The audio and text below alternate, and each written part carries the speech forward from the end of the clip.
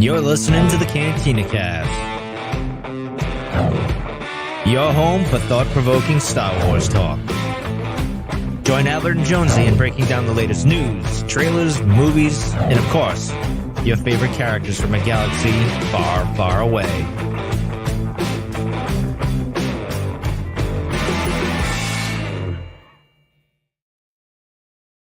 Hello, everyone. Welcome to the Cantina Cast. My name is Our Padilla, and this is the Waystation, your source for news and rumors. Today, May 21st, 2023. I am joined by none other than Jonesy, who, before we came on air, could only be described as having exploded just before we recorded. He seems to be fine now. Jonesy, welcome to the show. How are you doing tonight? It was just a minor emergency. Everything's fine. Everything's totally fine. I'm doing a little better now that we are here. You're like my safety blanket. I don't know if you're welcome. So everything's perfectly all right there now. You go. That's fine. Just for you, buddy. We're all thank fine you. Here now. Thank you. How are you? I queued you up perfectly for that, by the way. I know. So well, you wouldn't stop welcome. talking. I was trying to get in there and slam it, but then I just cut you off. So it's a playover. You're just supposed to hit it and go. Okay, well, you're fine now. We're fine now, and we've got some news. I think you can tell by our little titles here if you're watching the live stream what probably the big one is. Maybe not. I don't know. But before we do, got a couple of thanks and shout outs to give out here. Yeah, absolutely. Thank you to our Patreon members, every tier, of course, but in particular, now part of the tribe members, Rob, Mike, Lauren, Dante, Risk, Justin, Jackson, Sharkman, Dan, Daz, Isabella, Uncle Leon, Josh, Jacob, Steve, Reader Reborn, and our Delusions of Grandeur members, Rod, CJ, and Alex. Thank you all so much. If you did not know, as part of some of those top tiers, you have an opportunity to come on to the show over at cantinacast.com/Patreon and join us for things like we're going to do tonight, which is a top 3 moments from The Mandalorian Season 3. Yes, that's exactly right. I'm excited. This was a little challenging to come up with my top 3. I think I landed it, but it was rough getting there for me. It was. The more I watched the entire season, it was like there were a lot of small moments here that I really, really liked. Yeah. Were they these huge monumental moments? Maybe not, but yeah, I'm excited to see what everyone has that they come up with. Lauren's going to join us on the show. It's at 10 o'clock tonight, Central Time. So in about an hour from now, we will wrap up on time, guaranteed, probably. And we'll invite everyone back to the green room. We'll get it all going, and then 10 o'clock we'll be live, and our wonderful Patreon members will be able to watch that live stream and listen to it a little bit later on. So super excited to have everyone on for that. Yep. And if you're interested, head out to cantinacast.com/Patreon to join. Again, if you're a Patreon member, head out to the Patreon webpage or in Discord. I think we've got it as well, but you'll find the link there to join the live stream for that show. Yeah, and good news for you Patreon members with Discord. I finally got it all figured out again. Like we've fixed this thing so many times with linking it directly to Discord and Patreon. So now it should work. Everything should map properly. You will be automatically added to the server if you link your account. So go out to Patreon and you can see the article I posted out there and some links how to do that. So yeah, do that. Hey, and, but this is a public live stream, and so thank you for everyone who's come out to this, cantinacast.com/YouTube. If you're listening to this, Jonathan Sky, Music Train, Cube Dude, Rob, Lauren, JJ Skywalker so far, thank you all for coming out and joining the conversation. Would love to hear y'all's thoughts as we go through the news here and what y'all think about it, whether or not you agree with it, don't agree with it, whatever it is might be. We'll throw your comments up on the screen. Yep. All right, well, let's dive into the news. And as I kind of alluded to just a while ago, I guess the big elephant in the room is the Star Wars, the Galactic Starcruiser. Yes, going away. So I'm going to let you kind of kick us off on this one. What are the details, and I guess what are your thoughts and opinions on this? Yeah, really not a whole lot of details. It's just more that they decided to establish the very last voyage for this will be at the end of September. Actually, that has booked up entirely out of nowhere. Of course, when it's going to go away, everyone gets real excited, or not excited, but they're worried that they're not going to get this experience. But basically, yeah, I mean, the gist of it is that probably not. I mean, this was a theoretical thing. Now, for a hotel or an experience like this, a cruise ship type of experience on land, kind of one of its kind. Like, it's not really been done to this scale, but also at this expense, I think, as well, is where a lot of the positive and negative energy have come from. Mm-hmm. And so that they've decided to end this really is a bit of a surprise, though, given how much money they invested into it. But again, when you think about what it costs to produce this thing, not necessarily a surprise if they're not booking it every single night, and it's a full packed house more often than not. Yeah. So I don't want to be too negative Nancy or Debbie Downer, whatever term we use on this one. But I think when this was first announced, I mean, I was pretty vocal about it. I said this was probably something I would never go to because of the price. Well, and I'm not. You were prophetic in that kind of way, because you never will in this iteration, at the very least. Exactly. Yeah. Right. In this iteration of it. I mean, it was. And I was reading a lot of articles because I know there's been a lot of folks out there that are just jumping on this wholeheartedly about how this has been. We called this a long time ago. It should have never happened. That sort of thing. And it really does just boil down to the cost. I mean, $6,000 for a family of 4, right? And we don't really get into all the details, but financially, it was. It was for certain people. It was tough, It is a premium experience. Exactly. But for those that I know who have gone, and this isn't just the people in the Star Wars circle, but just friends that I know that have gone, and some have gone more than once, they absolutely love it. And so a lot of the criticisms for the people who have gone and didn't like it is because they didn't necessarily feel comfortable, or they didn't want to go into this as a total experience and completely immerse themselves. Right. That's fair. So I think that was the intent of this. This was for the super fan, because it was for the family or the people that want to go and actually experience Star Wars in a more hands-on, in-universe kind of way. And that's not for everyone. Not everybody wants to dress up. I'm not super comfortable dressing up in cosplay and stuff. I just kind of feel weird. I love being around it and love watching it. But doing myself, it's just kind of an experience I've not quite gotten all the way into. Now, granted, I've not really tried all that hard either. But this is one that I would have been like, man, yeah, let's do this. But again, it's a bit cost prohibitive to be able to do it across the board. And there were some comments. Actually, I pulled an Albert Padilla, man.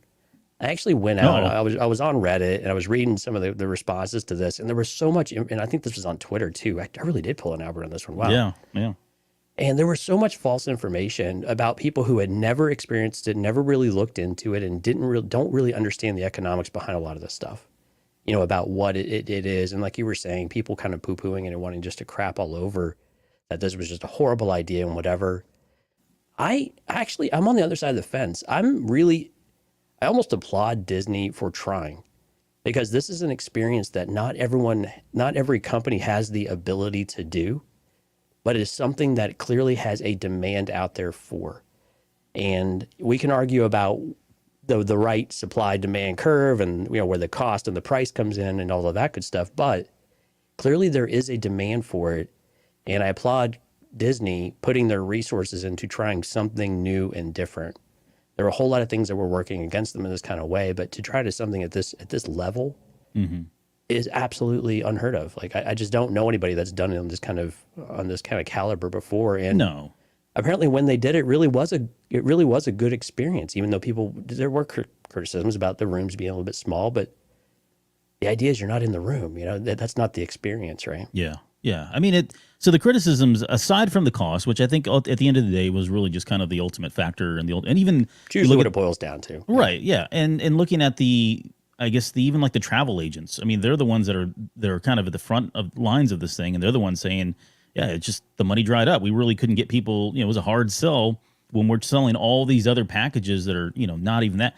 But it's like you said too. It's the experience of it all. And for me, I think for some folks that I felt or knew going into this who really weren't keen on the era of Star Wars or the immersiveness, I think a lot of when they went and they came back, their viewpoints had changed and said, okay, yeah, it was totally worth it, right? It was worth the $6,000 or however much they paid. I think there were a lot of people that saw this as just Galaxy's Edge at $6,000, and those are the people that I can't stand, because they're really not. They have no idea what was in line or what was in store for them during those 2 days, right, beginning to end.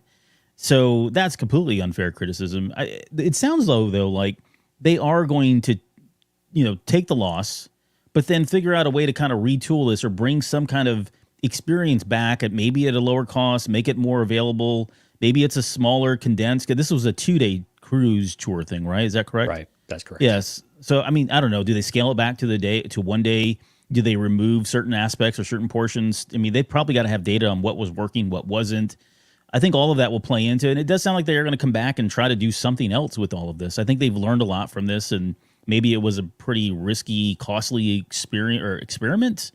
But, you know, I'm willing to try something else for, you know, different costs. Or maybe they move segments of this into Galaxy's Edge or try to figure out a way to work it into that. I mean, there's all kinds of things they could do.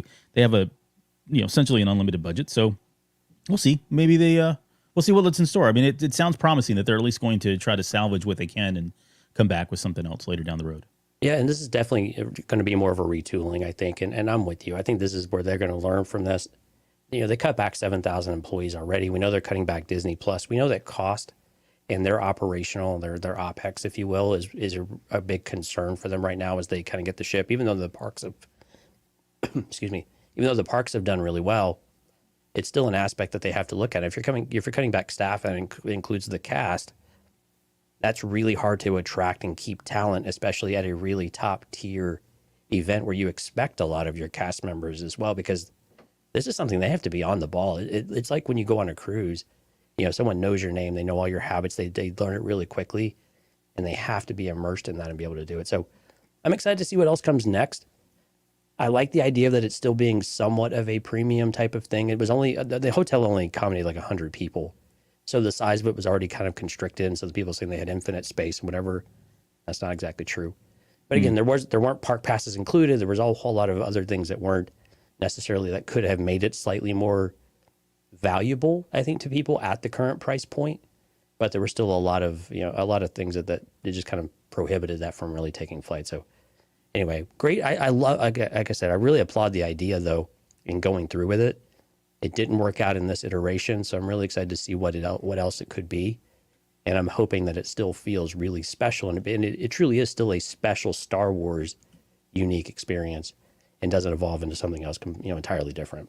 Yeah, and to we've got a lot of friends, listeners, supporters who have gone, and I think unanimously, at least those that have kind of spoken up about it, said this was an incredible experience, and they were glad they got a chance to go, and never to be forgotten kind of thing. So cool. I wish I would have gone, but you ain't getting me for that much.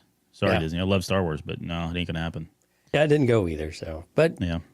In other less galactic news, so last news report we had was that Dave Filoni's movie was going to be called Heir to the Empire, and a fairly credible source has, basically said that's what it is. And of course, now all the opposite sides have come out saying no, it's not really Heir to the Empire.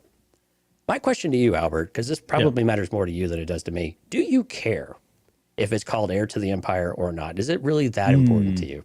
No, it's not. And I mean, so as much as I would love for them to call it Heir to the Empire, I've got a lot of issues with that. Like it's some not mental, the same thing at all. Exactly. Yeah. You've got some mental gymnastics at this point, physical challenges to get through, or hoops to jump through in order to make it anything like Heir to the Empire by Timothy Zahn. Is it in the spirit of Heir to the Empire? Could it be a working title? 100%. I think that's probably fair. Yeah. I mean, we got the name of it in the episode, right? I mean, they said Heir to the Empire literally in season 3 of The Mandalorian. So maybe they were just kind of signaling there. But it could have a completely different connotation, different subtext, all the stuff that we kind of talked about more recently here on one of the episodes. So it doesn't have to be Heir to the Empire. I think I'd be okay with it as being a working title. And even if it's not a working title, I'm going to call it Heir to the Empire until we get the official title. So I honestly don't know that anybody, well, I can say this for as far as I know, and the sources that I follow, no one knows for sure. We have people that are in the know saying it was, and then we have people in the know saying it wasn't. So that usually tells me that there's maybe a half truth in there. Maybe, again, like maybe it's a working title. Maybe they heard something. I don't know that it matters all this much. I think what was more important is, like you said, are we going to follow, Heir to the Empire, Timothy Zahn, Heir to the Empire? I think that's an adamant no. I don't even think I consider that going into all of this, to be honest. Although I'm trying to get there. I'm trying to figure out how to make it work still in my head. But it's just too much. It's too big of a challenge. At best, it's just in spirit, I think. I would be disappointed if you didn't try to get there just for your own personal well-being. Yeah, that's true. My own mental health, exactly. Right. But again, I don't. Do we even have confirmation that Dave Filoni has already started writing this at all? I don't think we've even had many rumors of that the writing has actually. I don't know that there's any project. writing that Yeah, I mean, I'm sure he's got outlines and stuff in his head, but I don't know that they've actually sat down, pen and paper in a room, writer's room and started banging out ideas. I don't think that's been the case. If they have, it's been behind closed doors and they've never reported on it. All they've announced is that he's got a movie coming out, and they pretty much left it at that. So, Yeah, but and we kind of said this when we did the initial report on this too, is that, I mean, this stuff at this point, Heir of the Empire is such the obvious choice that it's easy to get a news headline if you just go ahead on there and say it. And again, there are people with credibility behind it, and they don't want to lose that credibility in some cases, especially if they're in the leak space, because that can be somewhat monetarily, incentivized and all of that for YouTube and all of that. But at the same time, yeah, I'm glad you're okay with this, that it's not, because I'm actually hoping it's not Heir of the Empire, because I just think it's a little too on the nose.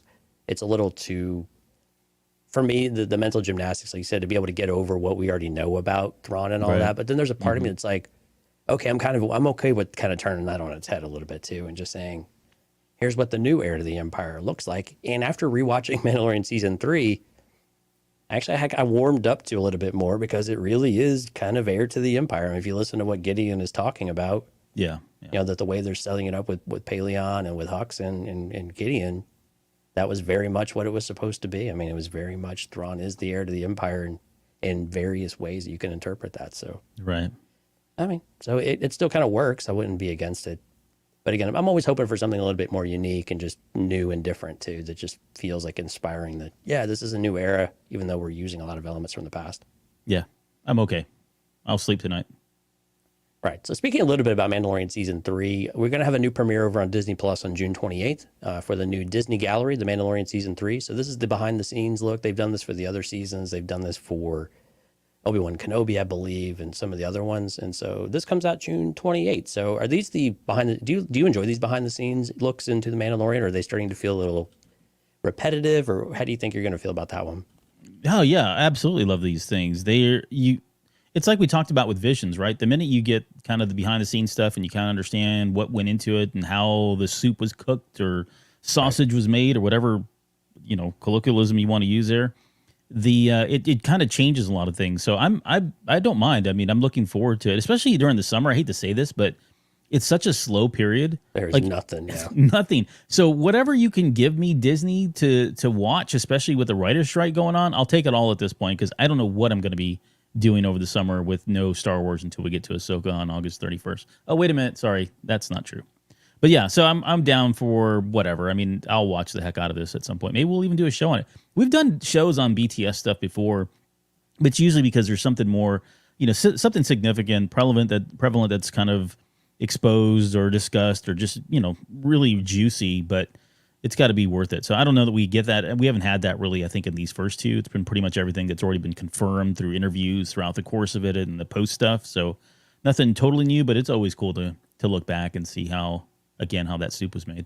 Yeah, you're right. I mean, because the ILM behind the scenes was really good, even though there were a lot of things that we knew. But again, it brought new context, and it had more direct interviews than we've had typically. But again, you're right. We have pretty direct access to the creators in a lot of circumstances, whether it's articles or interviews or YouTube or whatever it is. There's a lot of different ways for us to get this information, not only before the season or at Celebration, but during the season and throughout, and even through StarWars.com directly. So what else can you learn? But I think the things that I enjoy about these is the true behind the scenes. So like how the volume was used, right? And the conversations about that, the evolution of the techniques that they're using, how they made certain decisions to bring certain aspects to life, the things that you don't necessarily get, but you have to get visually and through the art of storytelling behind the scenes, right? I mean, I think back to the Rian Johnson behind the scenes for Last Jedi. Regardless of how you feel about the movie, the docu-series that they did for that was absolutely stellar. It was so great. It was one of the best behind the scenes just overtures, and just being able to see everything from start to finish of any documentary I think we've seen in Star Wars, maybe except for the ILM one that we just recently got. Yeah, it was almost like a Dear Diary by Rian Johnson, right? Yeah, and his immediate crew there too. It was really exactly. Cool. Yep. Yeah. So in other Disney Plus news on the rumor mill, of course, and this isn't surprising because I think we had this last time when Visions came out, but apparently Visions Volume 3 has already been greenlit. I got to be honest, while this is a rumor and they won't confirm this for a long time, I have a feeling this is kind of almost a guarantee. Learning from some of the filmmaker focus that we got on some of the on some Nice. of the on some of the shows this time around. These were in the works for a whole year and a half, maybe even a little bit longer than that. So that was about how long it took for all of this to be deployed. So again, Lucasfilm, it's got the idea that we got to keep these churning, we got to keep them moving. They take time. We're always looking for the right creators. We want to make sure we give them the opportunities to produce something. So by the time we're ready for it, one of these animated 10-minute shorts took a year and a half to do. So you want to make sure that you put a quality product out there. You want to give people the opportunity to do it. But I, for one, after volume 2, and we'll finish this up on Tuesday, man, I am stoked for what volume 3 could mean, even if it's something completely new again, or different regions and everything else and different perspectives again.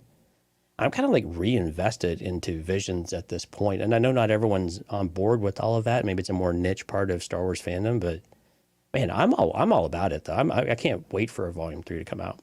Yeah, I'd say give 3 episodes to Filmation, give 3 episodes to Hanna-Barbera, and then 3 episodes. I'm kidding. No, don't do that. People now we will be can't upset. take you seriously, whatever you're going to say next. I know. I'm looking forward to Star Wars Visions 3.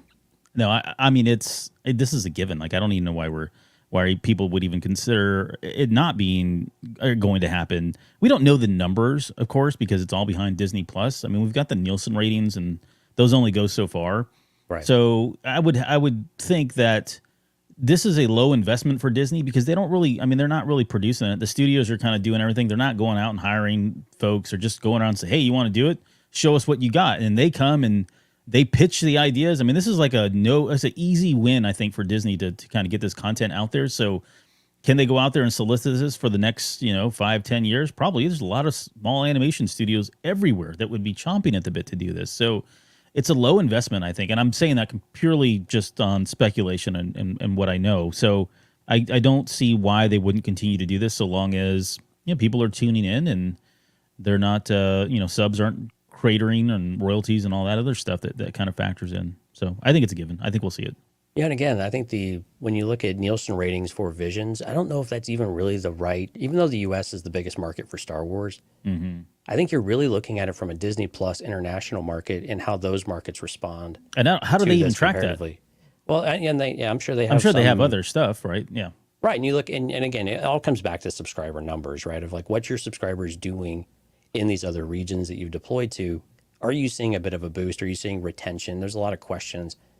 One of the questions I've had, actually, you touched on this just now, was like, how does the investment cycle go for these? I'm assuming that Lucasfilm has to invest some amount of money and that these studios aren't paying Lucasfilm to do this and to occupy their time for a year and a half. I don't really know. I have no idea, actually. I'm really curious how that works because it can't be free for Lucasfilm, right? It's not just a distribution method like 20th Century Fox, for a while, or when George Lucas was funding the movie, they would just distribute it. But there's got to be some give and take there, that there is some actual financial cost to some of it, rather than just flying James Wan Company out there to talk with these teams. There seems like there is more to it, but I would agree. No, and I hope I didn't come across as that. Yeah, I would imagine curiosity I've had. There's no information. They never talk about this stuff, of course. Yeah. Yeah, you're right. I mean, there's probably some limit, like, hey, we'll finance this up to whatever amount, but because that means an animation studio could just say, okay, we're going to need $2 million when they really could do this thing for 100,000, whatever the numbers are, $1 million, and knowing that it's an opportunity for the small studios to get international notoriety. Exactly. So there is a win-win trade-off here of what that negotiation might look like. And all I'm saying is, at least from what my wisdom tells me, that Disney probably has the upper hand here and can, not necessarily, they don't have to bend over backwards. I mean, these people are breaking down their doors saying, please pick me, please pick me. We see it in those interviews with all these guys. They're talking about, it's a full stop. They cease production. They, postpone everything they're doing for the opportunity to do this. They get on board. It's like every person and their child and grandma sitting there sewing things that they need for these animation stuff. I don't know. I'm just making that up. But the point is, they're all going in. They're all in on this stuff. So I imagine they've got a lot of leverage here. They being Disney and Lucasfilm. So, Right. I mean, but I would agree that there is a give and take. I'm sure it's just not, they're doing this for on their own dime and Disney pockets, everything. That's not how it works, I'm sure. Right, exactly. I tell you what, let's stick around with the Disney Plus here. I'm going to go a little out of order here just to keep you on your toes. We didn't talk about this we kind of teased it last week, but Skeleton Crew, there was a bit of an update here with casting news, and one of the characters one of the actors you and I grew up with on sitcom television spoiled that he's a part of it and also gave us a bit of a release date timing of when we could expect that. Yeah, Jaleel White, who's better known as Urkel, did I do that guy? He was on one of the hockey games. Was it post-game or pre-game? I think one of the hockey playoff games. Yeah, Edmonton Oilers, yeah. Yep, and he came on and talked about, they asked him, hey, what's coming up with you next? And he kind of spilled the beans about that he would be appearing here in the Skeleton Crew sometime. I think he says sometime around the November, December date, which is really cool that he's in it. That's awesome. But, announcing the release date is so hush-hush at Disney that I'm sure the people were just cringing and they're, puckered up the minute that made its way around the news cycles. So yeah, unofficially, I guess at this point, Skeleton Crew is coming out November, December of this year. That's not a huge surprise. We figured it was going to probably come out after Ahsoka. Yeah, there's a little burn-in time there, right? Some time that had to pass. So October would be the absolute earliest, but November would felt like the right amount of time to pass, I think. So, and think about when we got Book of Boba Fett. So them releasing in December or right at the end of the year is not unheard of. And yeah, they would, they want to squeeze it in. They told us we're going to get it in 2023. We know that there needs to be time to, we say that because, they gave us Obi-Wan, what they give us at the same time, Mando and Bad Batch. So they can do whatever they want, right? But again, I think with the state of Disney Plus and the direction the company is taking, I don't think we're going to see any more overlap of content like this for a while. Right. So this makes a lot of sense that it would be sometime. I would guess it's probably more if it's not over like Thanksgiving break here in the U.S. Sometime in the last half of December. It wouldn't surprise me because it sounds like they're still doing quite a bit of production on this and finishing it up and getting it ready. So why rush it? Get it right. Get it out in 2023. But to have this at the end of the year is probably. It seems about right. So I'm guessing the last half of December, if not the last week of December in that case. And for those curious, Jaleel White said he's going to be playing a pirate. So he's been in the makeup chair for a couple of hours each day. Is he playing the same kind of one that Vane is? We don't know. But again, kind of cool that a character from our past is involved in it and kind of the visualness of him being there is going to be masked. So it's not as much of a distraction as other kind of well-known actors and things like that coming in. Yeah. So is it weird for him to play a bad guy? Assuming he's a bad guy. He's a pirate, and so far all the pirates have been bad guys. But that was the first thing that came to mind. And then if he's in makeup, are we really going to recognize him, or is it just a voice kind of thing? I just wonder how big of a part he has. It seems like Favreau and team they're all about the nostalgia. So I could totally see them putting him, and not making him maybe a major character. I think Vane is going to fill that role, right, for that series. But he could be a second in command or another pirate that's got some kind of a stature. But I would expect him, again, it would be reckless for us to speculate in this, so we're going to do it. I would expect him to have, some pretty good lines or at least a good amount of screen time just to kind of, because of for strictly the nostalgia piece of it all, but then to say, hey, Jaleel White is actually in this and let that ride the wave of fandom and that sort of thing. So I don't know. I don't see him being kind of a hush hush character in the background with a couple lines, cameo appearance in and out. Especially if he's sitting there saying that he's been filming for a while and has been stuck in the makeup chair for hours each day. Yeah. Yeah, it sounds like he's probably got at least a supporting role on the Skeleton Crew pirate front, I guess if you want to call it that. Mm-hmm. So again, is he going to be a major character? Most people don't know what he sounds like just speaking normally anyway, because his character in Family Matters was just so extreme in that way, and most people can't disassociate from that. So, and he's been out of the limelight or the spotlight, at least for that character, for a really long time. So I'm not too worried about his presence or anything like that. It's cool. He's got chops and things like that. So for him to have a recurring part in the series, cool. If he's good, it's going to be great then. That's kind of all that matters in that front. What's always most interesting is similar to like with Jack Black and Lizzo is how does that, I'm always more intrigued by that relationship and that interaction and the pitch and that's what I want to know. Like what happened here? How did these two guys hook up, or how did he hook up with Favreau on this particular project, and I'm sure that'll come to light at some point. But I'm looking forward to that more than anything else. Screw his character, I could care less. All right, then. Why don't we get to a little bit of Ahsoka news, because you teased this a little before, and I want to make sure we have time to get to it. So, Ahsoka's release date is not August 31st now. No, other it's news not. that's been misreported, or It's not. had it disseminated without really validation.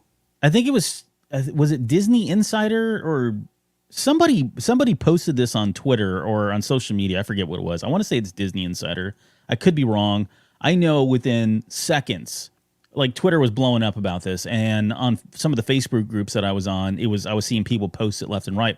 By the time I actually went to go look and verify that this thing was true or false or whatever, everything had been pulled already from Disney. So without an explanation. And the only thing official I've seen is they just pulled it down and that said it was a mistake. So in my head, it's either a mistake as in, oh, we announced this too soon, or somebody screwed up and got the date wrong, or both, right? They're not mutually exclusive. They could have had the wrong date and posted it, when they should not have. I think most people have been saying it's probably going to, I mean, we were kind of, again, figuring it's going to be in August anyways, I think, at this point. So not a huge surprise. Maybe July if we want to. Basically what they've told us is August, yeah. Yeah. So, does it, I think it's August 15th, if I'm not mistaken, was the Clone Wars anniversary, the very first episode of the Clone Wars. So I think that would be kind of cool to have it released around that time. And since it marks, the first appearance of Ahsoka, maybe there's something there. I don't know. I don't really care, honestly. I just thought it was funny that somebody posted this thing and pulled it down and it suddenly became a wildfire here on the internet. So nothing. So it's not the 831 according to Disney. If they come back and make 831, then it becomes really hard to believe them on anything. But I don't know that I necessarily believe them on anything as it is. So, right. I'm in the camp of I don't care. I don't care either. If it comes out in August, cool. It comes out in August, cool. We're fine. Yeah, I'm just gonna watch it, and I we're just gonna want to talk know about it. when do we need to start scheduling shows? That's what I need to know. Right. That's all we really need to know. We start planning our calendar more than anything, guys. All right. So again, on the Ahsoka front, we also had an interview on Entertainment Weekly, so EW.com, with Mary Elizabeth Winstead, who of course is playing Harrison Dula. And so it was a kind of a not fluff article, but it was just kind of a generic article. But there were some nice little tidbits in here that I thought were interesting and worth noting. One is that Heir is a general at this point, which I think makes a lot of sense. I can't remember if she was a general at the end of Rebels, was she? I think they're at the end of Rebels, no, but they make the announcement, I think, on Rogue One. And I think there's been a lot of speculation as to who they were talking about in that one. So, yeah. That's right. So that makes that sense. Probably lines up and makes sense from that perspective anyways. Yeah, that tracks, as the kids like to say. But again, she shares a little bit about her character. I'm just going to paraphrase some of her comments, though, is that she's very maternal, but also a leader. And she's becoming a legend in her own right. She's a legend in our hearts and minds already. But of course, with military leadership also comes something soft and warm with the character. So people go to her for advice and comfort. And so Mary Elizabeth Winstead, she views this kind of combination of being both a military leader as well as this motherly figure as very unusual and something that she's really excited to play and explore. And having someone like Dave Filoni on site to be able to give direct coaching and all of this experience, like that she can go watch Rebels and understand the character from start to finish, or start to, where that ends at least, gives her a lot to work on. It's something very unique for her. So it was really interesting, though, having her talk about kind of the balance between the military side of it and the maternal aspect, because we see that in Rebels quite a bit. Oh yeah, but perhaps even, especially towards the very end of the series. But now we'll probably see that a bit more in spades, especially if we start to see some of these challenges that we have, like with Ahsoka and Sabine. How does Heir, flow and work into some of that? Well, and I think the easy answer is we've got, Sabine and Ahsoka as potentially people that she's mothering, but I mean, let's not forget Jason is out here, Jason Syndulla, right? So when I see that and I read this article, I think she's talking completely about Jason and what that relationship is. We've not seen the character on screen yet. We know he exists because of the way Star Wars Rebels ended, but that's kind of where that's coming from. So I think there's going to be a cool dynamic from a parental dynamic to the series through Hera's eyes that is kind of what she's alluding to here. And so I'm pretty excited to see that. I think the other thing that's really cool about this is I think it's always cool to see actors and actresses brought into Star Wars fandom and their eyes just open up with how much material and content they have to work with. And that's kind of what she was talking about in the article is like, I have never had a role like this. Usually when I come in, I don't know anything. I'm kind of making things up. I'm checking with the director. They're telling me, yeah, that's good. No, I like that. Go ahead and change that. And she's coming into this character where like, I mean, you've got Dave Filoni in the years. I mean, she's got all 4 seasons of Star Wars Rebels and other material that's been, she's got books and comics and everything else. With this character, she has this like infinite almost, amount of material to work with and kind of leverage on. So in some regards, I'm sure it makes the character easier to portray on screen on that alone. But then you've got somebody like Dave Filoni, who is the creator of the character. So, I mean, you have like the source standing there by your side, telling you yes, telling you no, and giving you more. I mean, we know what Dave said. It's not just a simple yes or no. He has these long conversations about the build up to this quick answer that you think you're going to, get, and you don't. Right. And then he goes on to tell you like, and then on top of that, here's where all this would go at this point and the whys. I mean, it's just, and then you're like, we see the actors and actresses and they're always talking about how their minds are just completely blown about how in depth and how knowledgeable all these folks are. So it is really cool and to see that and to know that they appreciate that and how much, not only does it make their life easier, but I think it also, the flip side is I think there's some added pressure to the actors and actresses. Oh, expectations are pretty like high. They can't get this wrong because they realize, holy bananas. You mean there's people that dress like this character and have been for many years and, name their babies after this character? Yeah, that's right. Good luck. Let's be honest. I mean, like Tira Sakar as Sabine and Vanessa Marshall as Heir. I mean, they're just synonymous with the characters to the point where it's hard to disassociate just the voice, but the mannerisms, the way that they the way that they exude all of this empathy as well that she's talking about with Heir in particular. And I think we've seen, but like you said, the good thing is that there is a lot of material in Rebels that she can go back and talk to. Even when she's talking to Kanan, there's a certain edge to her voice sometimes, but it also comes back around and saying, okay, yeah, we had to have a really tough conversation, but how do I come back around and we resolve this in a more, for lack of a better word, kind of intimate setting and intimate fashion of saying that, here's what we need to do to like truly get you to the place you need to be to really get buy-in or at least understand, make sure we all understand we're all coming from the same place of where we're trying to go. Yep.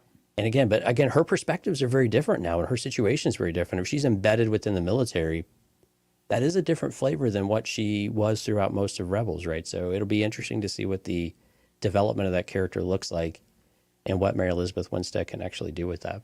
Yeah. Looking forward to that a lot. Can't wait. This needs to get here. Absolutely. All right. What would you like to wrap up with today, Albert? Oh, yeah. Let's Not see. in the show notes. This is the kind of stuff you do to me all the time. Yeah. Let's see. What do I want to wrap up with? We got a little books news. We got a little gaming news. We got a little Acolyte news we could do too. So yeah, let's just do the Acolyte stuff. I mean, that's always fun to do. All right, cool. So Acolyte. Acolyte. Yeah, so we got a little bit of news, or not news, but it's the series. What it's looking to answer is really just one question, right? So that's how did the Sith infiltrate the highest echelons of the Republic without anyone ever even blinking an eye, right? So, yeah. So what are your thoughts on this one? Well, she does go on to say that the answer involves, quote, a lot of Jedi. This is Leslie Headland. Yeah, Leslie Headland kind of said that about this, and I don't know how to take that answer. Like, on some levels, I just wonder if there is an infiltration at the highest level, right? That somehow they've corrupted some of the Jedi. And to me, it feels like with the High Republic, it feels like right now, at least in that era, during Phase 1, it may have to be something like that. Like, how do you get under the nose of Yoda and everybody in their prime and everybody's goody two-shoes?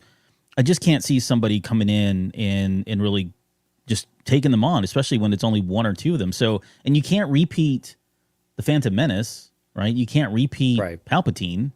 So it feels like they have to have caused or maybe brought some of these folks over or got them on board, right? She says a lot of Jedi. I just don't know how to take that either way. But yeah, it is a very interesting question. I think it's one that I'm glad they're going to address and not just kind of gloss over, because this series could honestly just assume that the dark side is there and we don't get the insight into the whys. And I think it doesn't sound like that at all. It sounds like we are going to get into the why and hows of all of this. And maybe there's some politics involved. Maybe there's some politics at the Jedi Order, Jedi Council.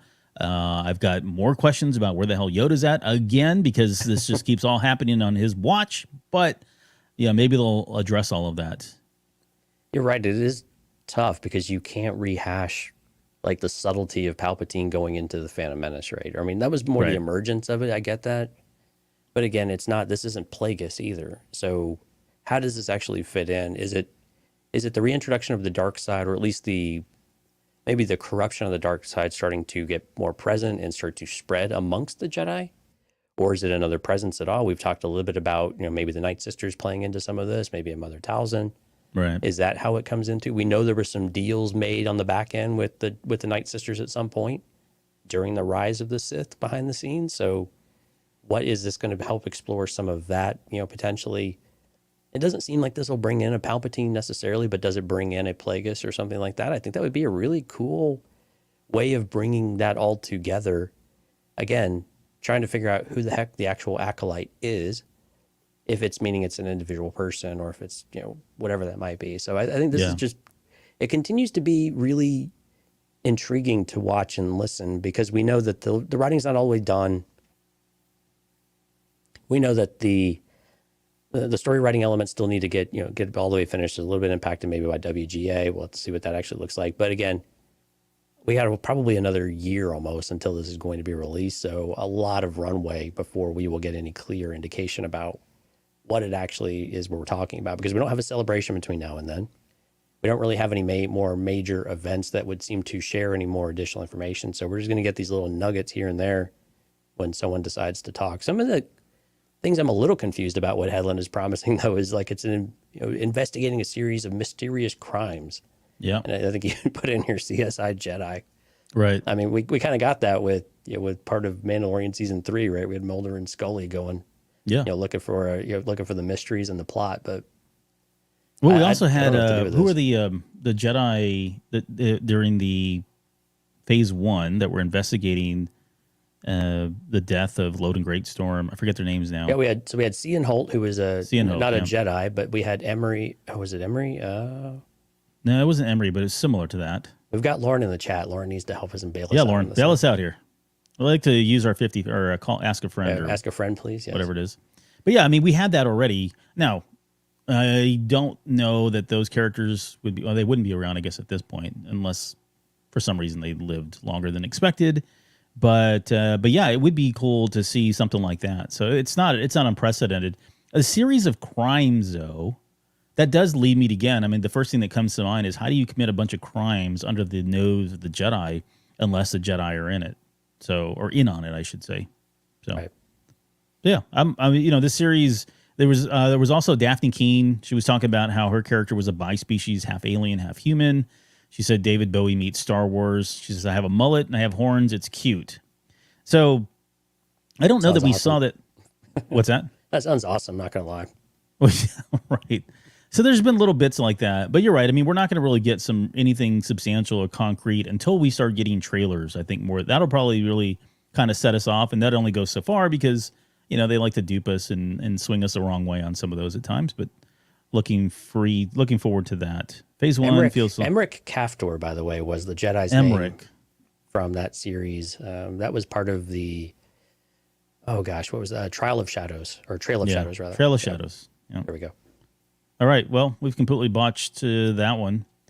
So yeah, we'll end the show on that. I mean, we've got some more stuff that will carry over into next week. I'm trying to think if there's been anything. I think we caught today's news as well. So again, for anybody that's tuning in, we do the Waystation, which is just news and rumors every Sunday, wrapping up the week. So we've got another one next week. Next week will be just Lauren and I, because Jonesy was on sabbatical for a few weeks here. Right. And where are you going? Do you want to let everybody know again? Is it I'm going Jamaica? I'm on a global adventure here. Yes. Global adventure. Okay. He's still being hush hush about it. At some point we'll get that out, get it out of him. So somewhere on Spaceship Earth. Yeah. Hey, do you want to give some final shout outs before we get out of here? Yeah, absolutely. Again, thank you everyone for showing up in the live stream, cantinacast.com/YouTube. If you're listening to this and you're curious and want to come and join the conversation, you want to bail us out on the phone a friend. Anytime we can't think of a name or a right series, but Jonathan Sky, Music Train, Cube Dude, Lauren, Rob, JJ Skywalker, Dale, Alex. If I missed you in the chat, my sincerest apologies, not intentional. And of course, huge thanks to all of our Patreon members. We will see you here in about 15 minutes at 10 p.m. Central to do our top 3 moments from The Mandalorian Season 3. We have Lauren joining us on the show, as well as Alex and Dante. So we're super excited about that to bring you guys all of our favorite moments. So if you are a Patreon member, please go out there and check the feed in Patreon, and you will have a link out there to watch that video. Yep. Sounds good. Okay, everybody. Thanks for joining us here. And don't forget, this Tuesday we'll be back, not Thursday. We'll be back on Tuesday for a special show. We're going to wrap up our Visions coverage. So we'll cover the last 3 episodes of Star Wars Visions. And are we doing a Tatooine trade post on that day, or is it just that one? I forget now. I think we're just doing the Vision show. Yeah. Okay, cool. So that'll be a fun little gig and kind of wrap it up. And I'm going to hold Jonesy to the fire here and make him rank all 9 episodes from least favorite to most favorite, because he feels really uncomfortable and hates doing that. Well, I really appreciate at least giving me advance notice here of 2 days so I can go and actually prepare for that. Yeah, but it's in Espanol. That's the other challenge. Oh, okay. in Espanol. All right. Yeah. All right. So we'll end the show there and see you guys here in about, what are we at? 10 more minutes.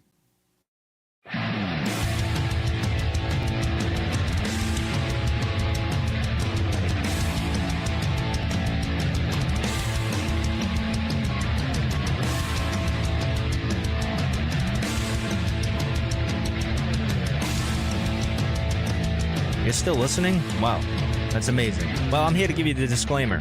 Normally we do a big, long, drawn-out disclaimer thing saying what's what and who's what and all that other stuff, but I think you guys kind of know that Lucasfilm and Disney have no affiliation with us at all, and we have none with them.